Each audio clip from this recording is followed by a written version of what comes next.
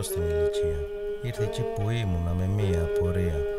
Δεν ρώτησε, δεν μίλησε και έκατσε μαζί μου. Και τότε σας ψιθυριστά, μου λέει στο αυτί μου. Μα έτρεμε η φωνούλα του, εψεύδιζε στα λόγια. Έφανηκε μου πως πονεί στα λιγοστά του χρόνια. Και τότε σας του έψασα το ένα του χεράκι. Του έδωσα μια αγκαλιά μαζί και ένα φυλάκι. Κι αμέσως το χαμόγελο ήρθε στο πρόσωπό του. Μα τότε σε κατάλαβα πως ήταν μοναχό του. Πού είναι η μανούλα σου, πού είναι η συγγενή σου? Του κάνω την ερώτηση και δεν είναι εδώ μαζί σου. Και μια στιγμή εσήκωσε τα δύο του ματάκια.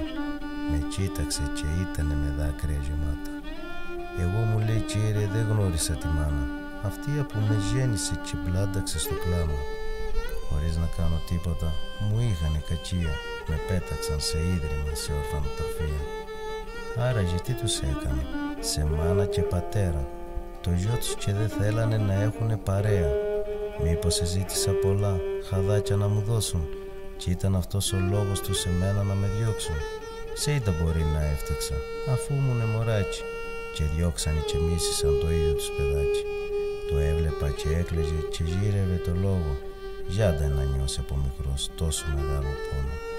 Μα πάλι ξανά το ρώτησα με μία δυσκολία. Τι θα έλεγε της μάνας του, το είχα απορία. Θα έτρεχα, μου είπε δυνατά, να μπω στην αγκαλιά της, να νιώσω αυτά που έχασα, τα χάδια τα δικά της. Θα έτρεχα, μου είπε δυνατά, και να την αγκαλιάσω, να της φωνάξω σ' αγαπώ, να μην την ξαναχάσω.